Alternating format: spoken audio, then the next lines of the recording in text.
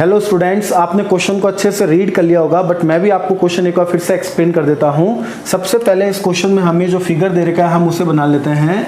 बच्चों, हमें x axis पे दो चार्जेस जो है वो हमें यहाँ पे गिवन है। फर्स्ट में हमें चार्ज दे रखा है +5q और सेकंड हमें चार्ज जो है वो दे रखा है यहाँ पे -3q। ओके, और स्टूडेंट्स यहाँ पे हमसे ये पूछा जा रहा है, यहाँ पे इन्होंने 3 रीजंस जो हैं वो हमें दे रखे हैं। हमसे ये पूछा जा रहा है कि हम एक इलेक्ट्रॉन को यहाँ पर फर्स्ट, सेकंड या थर्ड रीजन में से किस रीजन में रखें इसे, ताकि इसके ऊपर लगने वाला जो नेट इलेक्ट्रिक फोर्स है वो 0 हो जाए, मतलब ये इक्विलिब्रियम की कंडीशन में आ जाए। तो आइए बच्चों, अब हम जो है इस क्वेश्चन का सॉल्यूशन स्टार्ट करते हैं। तो देखिए बच्चों, इलेक्ट्रॉन पे लगने वाला नेट फोर्स 0 हो जाए, इसका मतलब हमें इलेक्ट्रॉन को एक ऐसे पॉइंट पे रखना पड़ेगा जहां पर उस पे लगने वाले जो फोर्सेस हैं वो कैंसिल आउट हो जाए, मतलब इक्वल हो मैग्नीट्यूड में और ऑपोजिट हो जाए डायरेक्शन में।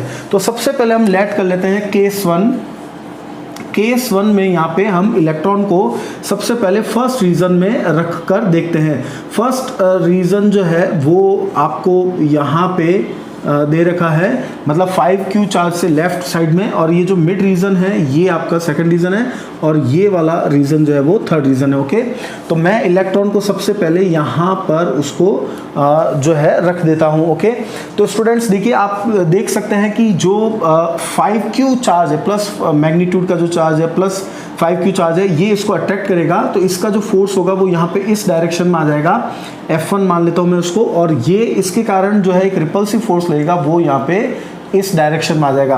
तो हमारी जो कंडीशन है वो तो यहाँ पे सेटिस्फाई हो ही रही है कि ये इनकी डायरेक्शन जो है वो अपोजिट आ रही है, बट अगर ये इक्वल भी हो गए मैग्नीट्यूड में तो उस कंडीशन में जो है इस पे लगने वाला नेट फोर्स जो है वो 0 हो जाएगा। तो हम देखते हैं ये इक्वल होंगे या नहीं होंगे। तो उसके लिए हम सबसे पहले मान लेते हैं, let the separation between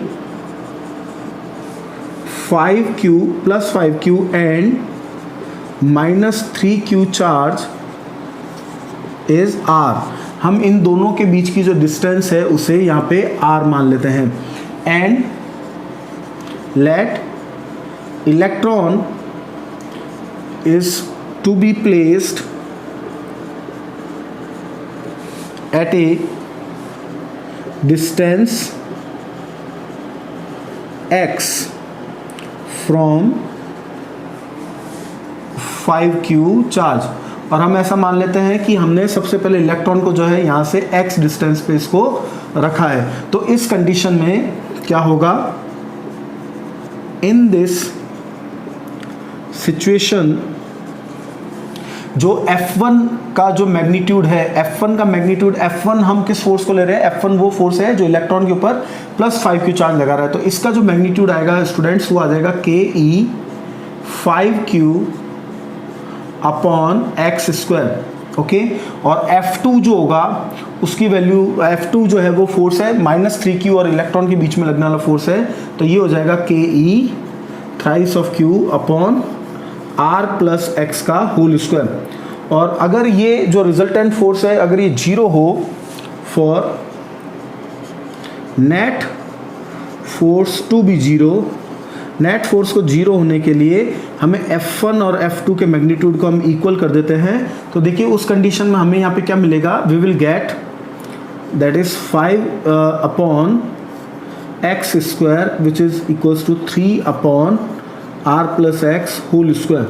okay students, तो हमें यहाँ पे हम ये कह सकते हैं, यहाँ पे हमें मिल रहा है r plus x upon x की जो वैल्यू है वो हमें यहाँ पे मिल जाएगी √3 अपॉन √5, जो कि 1 से छोटी है, लेस देन 1 है।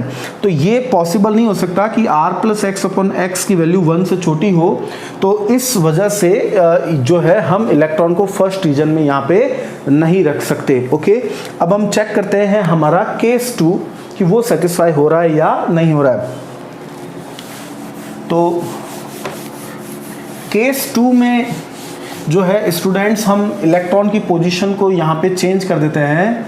देखिए मैं यहाँ से इसको हटा देता हूँ एक बार, और इलेक्ट्रॉन को जो है मैं यहाँ पे बीच में सेकंड रीजन में रख के देखते हैं।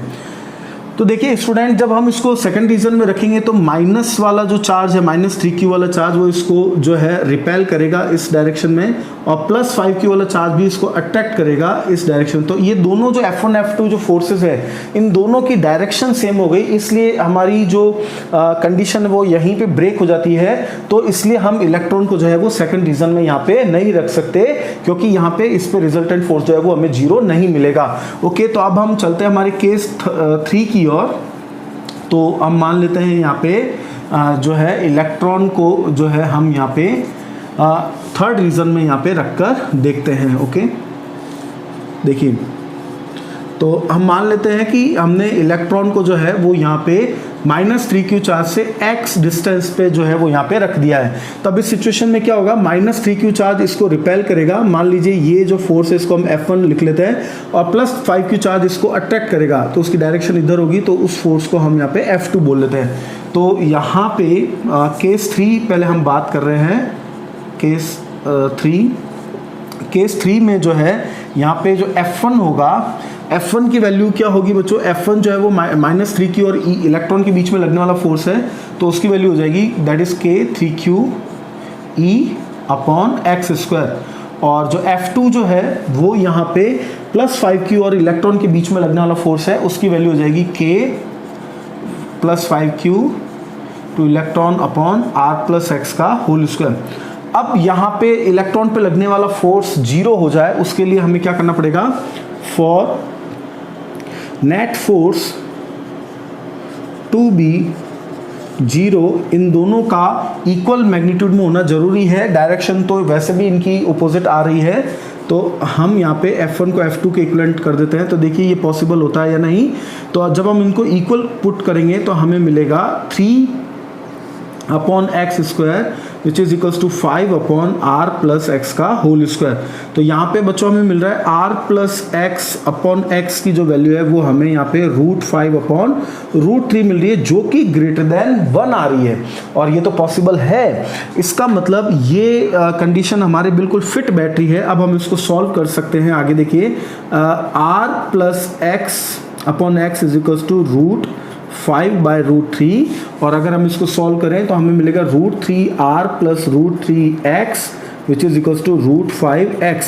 तो अब स्टूडेंट्स देखिए x की जो वैल्यू है वो हम कैसे निकालेंगे, that will be equals to √3r upon में जो है यहाँ पे आ जाएगा √5 - √3। Okay, so that is the solution of our problem.